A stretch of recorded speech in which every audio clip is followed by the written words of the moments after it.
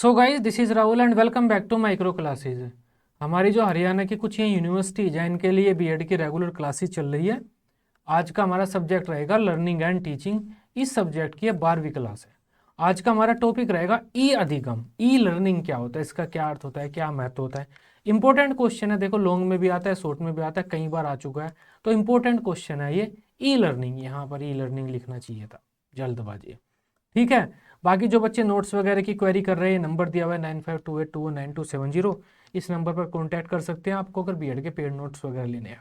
चलिए अब अपने टॉपिक की बात करते हैं, जो कि हमारा ई लर्निंग, ई अधिगम। तो ई अधिगम का मतलब क्या होता है? इलेक्ट्रॉनिक अधिगम। इलेक्ट्रॉन मतलब, इलेक्ट्रॉनिक मतलब विद्युत यंत्र, तकनीकी के जिन जो विद्युत का बैटरी का यूज करते हो।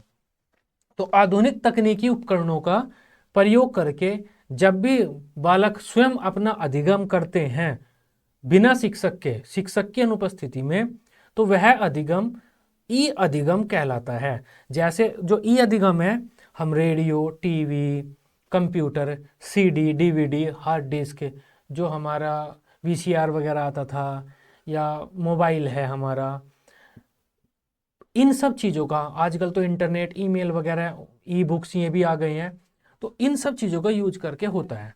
तो ई अधिगम आधुनिक तकनीकी उपकरणों का प्रयोग करके शिक्षक की अनुपस्थिति में छात्र जो अधिगम करते हैं, वो हमारा ई अधिगम कहलाता है। जनरली देखो ई अधिगम में हमारा वो भी आएगा। आजकल हम ई अधिगम में वो नहीं मान रहे जो रेडियो टीवी में पहले वाले सीडी डीवीडी, वे भी ई अधिगम में शामिल होते हैं। कोई भी तकनीकी उपकरण, रेडियो टीवी भी तो तकनीकी उपकरण है, पड़ी अब में पुराने हो गए, हमने बंद कर दिया हो। तो कोई भी तकनीकी उपकरण जिसका प्रयोग करके बालक स्वयं शिक्षक की अनुपस्थिति में सीख सकता है, ज्ञान प्राप्त कर सकता है, वो अधिगम ई अधिगम कहलाता है। अब ई अधिगम के लिए टीचर पहले से ही अलग अलग कार्यक्रम निर्धारित कर लेते हैं, तो वीडियो रिकॉर्ड वगैरह कर देते हैं, जैसे यूट्यूब पर हमने डाली हुई है, आप घर बैठकर पढ़ रहे हैं, ये भी तो ई अधिगम है। या तो रिकॉर्डिंग कर कर में डाल देते हैं, या फिर निश्चित समय कर देते हैं कि 7 बजे टीवी पर, रेडियो पर ये प्रोग्राम आएगा, या ये जो डिस्क वगैरह में हमारे क्लासेज दे देते हैं बच्चों को, बच्चे अपने कंप्यूटर या डीवीडी रीडर, सीडी रीडर में लगाकर देख सकते हैं।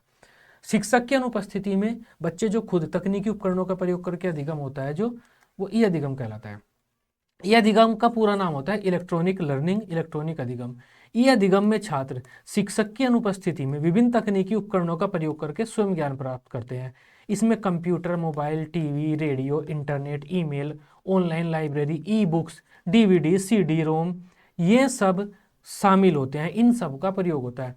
तो इन सब चीज़ों के द्वारा जब बच्चे खुद शिक्षक की अनुपस्थिति में, टीचर के पास नहीं होते, वे स्कूल में नहीं होते, कहीं भी हो सकते हैं, घर पर में कहीं भी, तो इन सब तकनीकी का प्रयोग करके जब बच्चे खुद स्वयं सेल्फ स्टडी करते हैं, पढ़ते हैं, वो होता है हमारा ई अधिगम।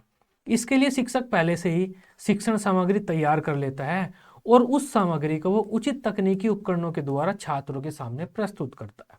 कैसे भी कर सकता है वो। छात्र उस सामग्री के प्रति अंतःक्रिया करते हैं। अंतःक्रिया मतलब जो भी उसमें कहा गया है कि आपको ये काम करना है, उसके बाद ऐसे ऐसे लिखना है, जो भी, तो उस सामग्री के प्रति अंतःक्रिया करते हैं, ज्ञान प्राप्त करते हैं। इस प्रकार ई अधिगम में छात्र स्वयं सीखते हैं शिक्षक की अनुपस्थिति में। ब्रैंडन हॉल ने अच्छी परिभाषा दी है ई अधिगम की। इससे ई अधिगम के पूरा मीनिंग स्पष्ट हो जाता है। जब अनुदेशन का संचार आंशिक या पूर्ण रूप से विद्युत यंत्रों के माध्यम की सहायता से तथा वेबसाइट, इंटरनेट अथवा बहुमाध्यमों, सीडी रोम, डीवीडी से होता है या से किया जाता है, तो वो ई अधिगम कहलाता है। तो मतलब जो अनुदेशन का मतलब होता है, टीचर बच्चों को इंस्ट्रक्शन दे रहा है, पढ़ा रहा है।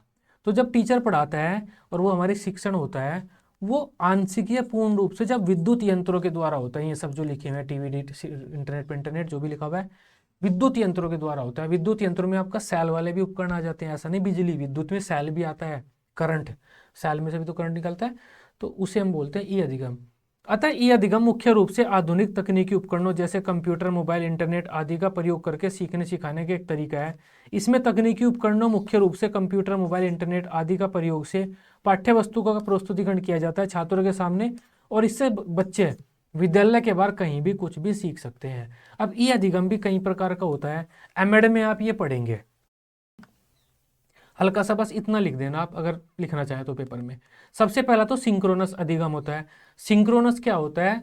लाइव, अगर टीचर लाइव क्लास ले रहा है ऐप के द्वारा चाहे यूट्यूब के द्वारा, आप उसके साथ ही उसे पढ़ रहे हैं तो वो सिंक्रोनस होता है, क्योंकि टीचर जैसे पढ़ा रहा है वैसे ही आप टीचर के साथ एक श्रृंख में पढ़ रहे हैं। नेक्स्ट है एसिंक्रोनस अधिगम, जिसमें टीचर पहले से क्लासेस अपलोड कर देता है कहीं पर भी, बच्चे बाद में उन्हें कभी भी देख लेते हैं। वेब आधारित अधिगम होता है, जो हमारे इंटरनेट है उसमें हम कुछ भी सर्च कर लेते हैं और पढ़ लेते हैं, वो वेब आधारित अधिगम होता है। नेक्स्ट है कंप्यूटर आधारित अधिगम। कंप्यूटर का यूज करके हम कैसे भी कुछ भी सीखें वो कंप्यूटर आधारित अधिगम हो जाएगा।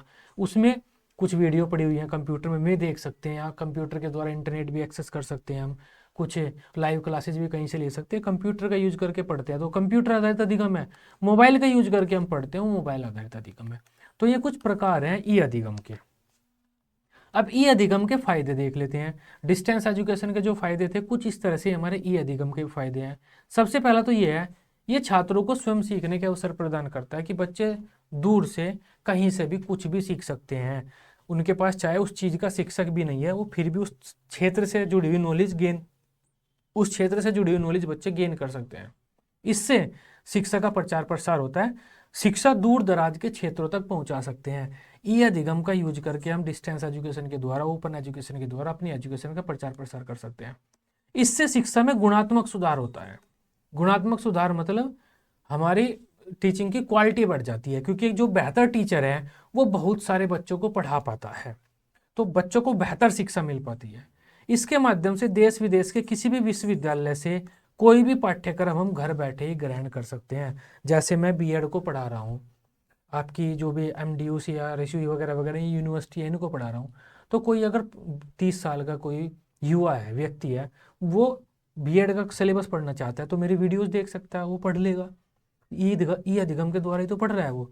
तो इसके द्वारा ऑनलाइन कक्षाओं की व्यवस्था की जाती है, जिनमें छात्र नियमित कक्षाओं की भांति अंतःक्रिया करते हैं। तो जैसे वो सिंक्रोनस अधिगम कहा है ना मैंने, ऑनलाइन लाइव क्लासेज होती हैं, तो लाइव क्लासेज में बच्चे निश्चित समय पर आते हैं, टीचर के साथ इंटरेक्शन कर सकते हैं वे, लेकिन दूर होते हैं वे, टीचर से दूर होते हैं।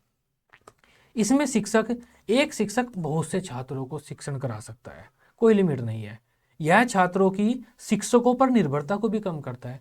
ई अधिगम में बच्चे खुद रिसर्च करके, खोजबीन करके खुद सीखते हैं। तो एक बच्चे की टीचर पर जो निर्भरता होती है कि टीचर ही हमें नॉलेज देते हैं, उसको कम कर देता है ये। छात्र किसी भी समस्या किसी भी समय इसका प्रयोग करके ज्ञान प्राप्त कर सकते हैं, सिंपल सा है। यह दूरस्थ शिक्षा की सफलता को भी बढ़ाता है, क्योंकि ई लर्निंग का यूज करते हैं हम डिस्टेंस एजुकेशन में। बच्चों को जो टीचिंग मटेरियल देते हैं वो ई लर्निंग के रूप में ही देते हैं, उससे बच्चे ई लर्निंग ही करते हैं। तो ये शिक्षक प्रशिक्षण में भी सहायता करता है। तो जो टीचर हमारे पढ़ा रहे हैं वे भी खुद अपना अधिगम कर सकते हैं, ऐसा नहीं है बच्चे करेंगे। टीचर भी इंटरनेट वगैरह का यूज़ करके नई शिक्षण विधियों के बारे में पता कर सकते हैं, किसी टॉपिक को कैसे बेहतर पढ़ाएं वो सीख सकते हैं, या किसी टॉपिक के बारे में अपनी नॉलेज को इम्प्रूव कर सकते हैं। तो ये आज की हमारी क्लास थी, आई होप आप इसे समझे होंगे। ई लर्निंग, ई अधिगम, जो हमारे ई अधिगम टॉपिक था आज का। बाकी जो बच्चे नोट्स वगैरह लेना चाहते हैं, नंबर दिया हुआ है, क्योंकि क्लासेस तो हमारी कॉमन चल रही है हर यूनिवर्सिटी की, नोट्स आप पर्टिकुलर अपनी यूनिवर्सिटी के गेन कर सकते हैं। नंबर दिया हुआ है 9528219270, इस नंबर पर कॉन्टैक्ट कीजिए। जो भी आपकी यूनिवर्सिटी रहती है उसके अकॉर्डिंग आपको पेड नोट्स प्रोवाइड करा दी जाएंगे। ठीक है, तो इस तरह से क्वेश्चन आपके एग्जाम में आता है, एक बार देख लेना। आई होप इस टॉपिक को आप बेहतर तरीके से समझ पाए होंगे। वीडियो अच्छी लगी हो आप इसे अपने दोस्तों के साथ ग्रुप्स वगैरह में शेयर कर सकते हैं। बीएड की इसी तरह से डेली रेगुलर क्लासेस लेने के लिए आप इस चैनल को सब्सक्राइब कर सकते हैं। Till then bye bye, take care.